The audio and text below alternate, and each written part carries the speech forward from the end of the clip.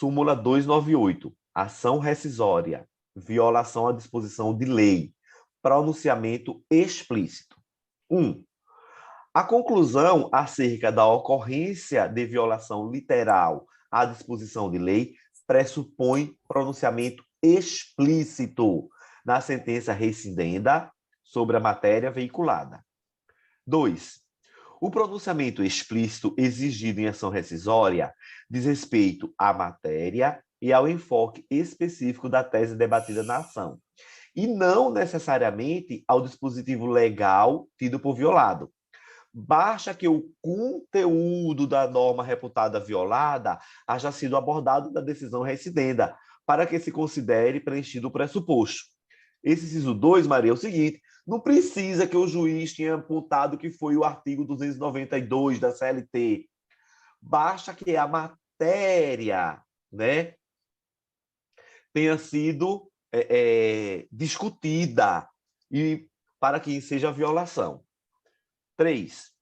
Para efeito de ação rescisória, considera-se pronunciada explicitamente a matéria tratada na sentença quando, examinando remessa de ofício, o tribunal simplesmente a confirma. 4. A sentença meramente homologatória, que silencia sobre os motivos do convencimento do juiz, não se mostra rescindível por ausência de pronunciamento explícito.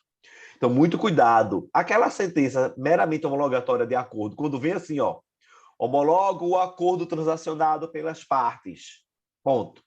Essa sentença, ela não se mostra rescindível, porque ela silenciou sobre os convencimentos do juiz, não havendo pronunciamento explícito.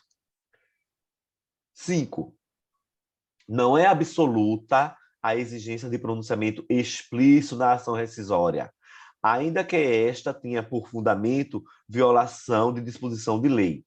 Assim, prescindível, ou seja, não é necessário o pronunciamento explícito quando o vício nasce no próprio julgamento, como se dá na sentença extra, citra ou ultra pedida. Ora, se o vício ocorre no próprio julgamento, não precisa, né, que haja a explicitação da tese na ação rescisória, ok?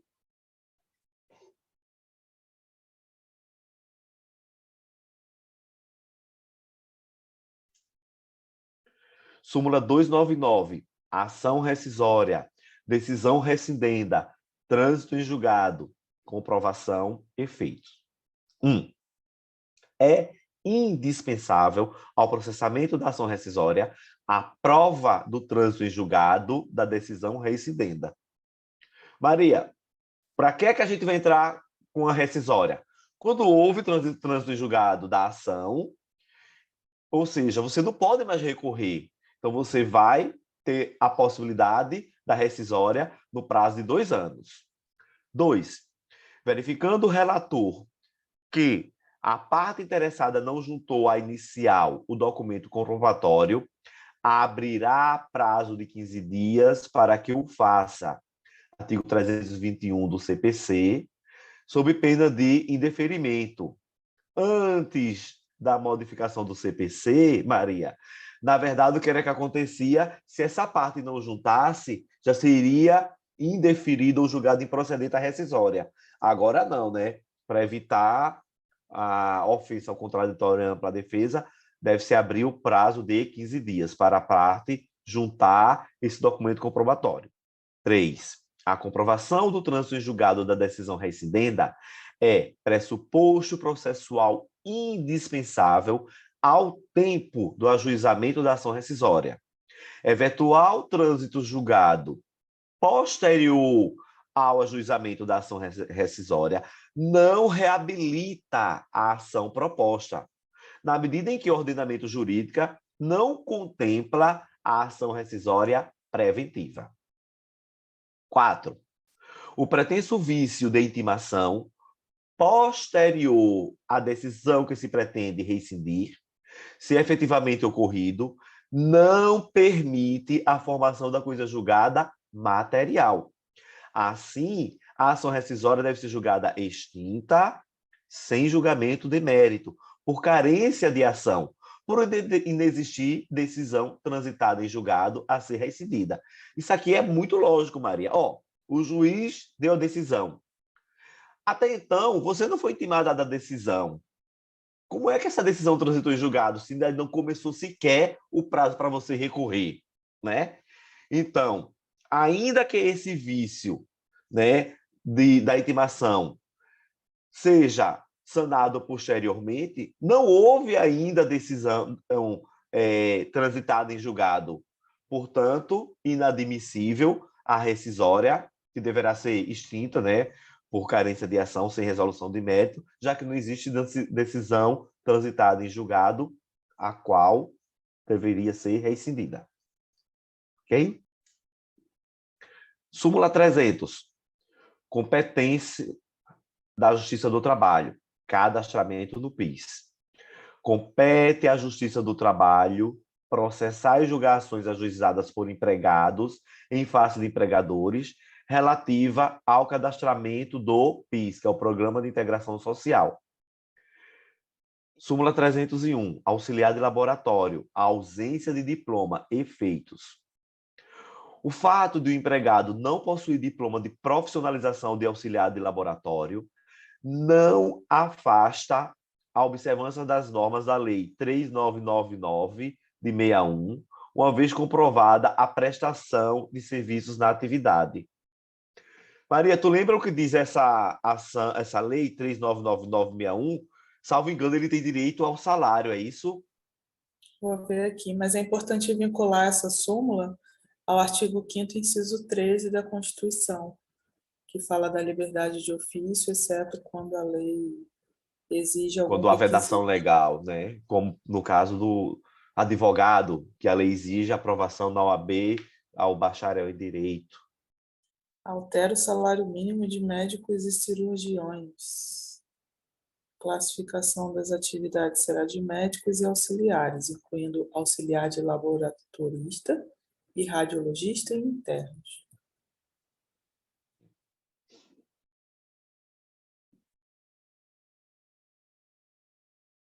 Súmula 303.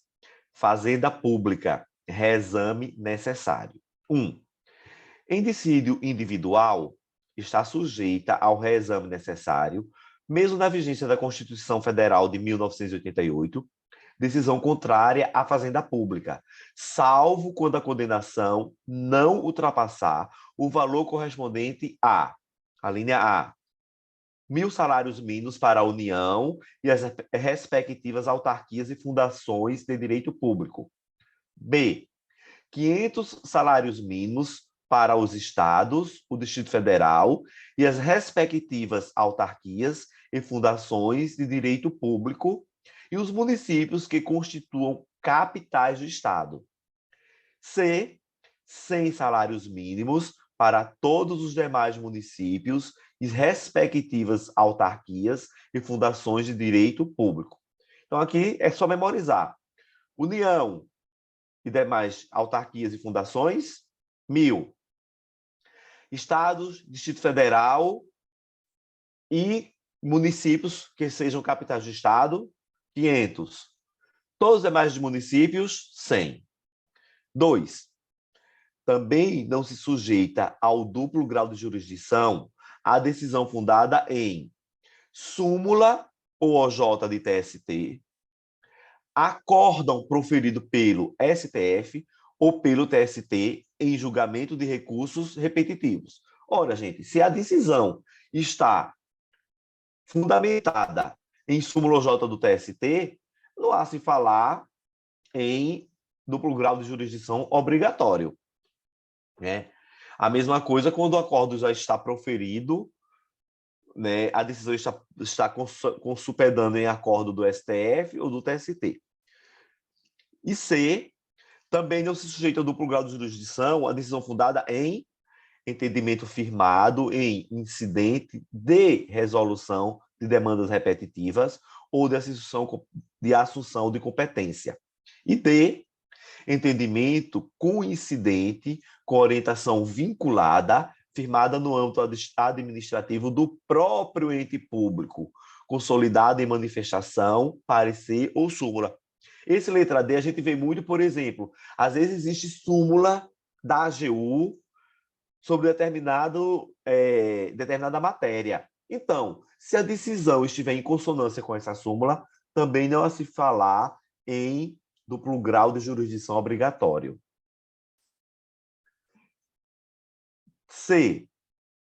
Em ação rescisória, a decisão proferida pelo Tribunal Regional do Trabalho está sujeita ao duplo grau de jurisdição obrigatório, quando for desfavorável ao ente público, exceto nas hipóteses dos incisos anteriores, ou seja, até R$ 1.000 União, até R$ 500 Estados, Distrito Federal e municípios capitais, até R$ 100 municípios, quando a decisão já é fundada em súmula OJ do TST, em acordo proferido pelo STF ou TST, em julgamento repetitivo, em entendimento firmado em incidente de resolução de demanda repetitiva ou assunção de competência, ou entendimento coincidente com orientação vinculante firmada no âmbito administrativo do próprio ente público, consolidada em manifestação, parecer ou súmula administrativa. Inciso 4. Em mandado de segurança, somente cabe reexame necessário se, na relação processual, figurar pessoa jurídica de direito público como parte prejudicada pela concessão da ordem. Tal situação não ocorre na hipótese de figurar no feito como impetrante e terceiro interessado, pessoa de direito privado, ressalvada a hipótese de matéria administrativa. Súmula 304. Correção monetária. Empresa em liquidação. Artigo 46 do ADCT da Constituição. Os débitos trabalhistas das entidades submetidas aos regimes de intervenção ou liquidação extrajudicial estão sujeitos à correção monetária desde o respectivo vencimento até o seu pagamento, sem interrupção ou suspensão, não incidindo, entretanto, sobre tais débitos, juros de mora. Então, empresa sobre intervenção ou liquidação judicial tem o quê? Correção monetária, mas não tem juros. Agora, empresa sobre liquidação judicial, aí não incide nem juro nem correção monetária, não é isso? Súmula 305. Fundo de garantia de tempo de serviço. Incidência sobre o aviso prévio.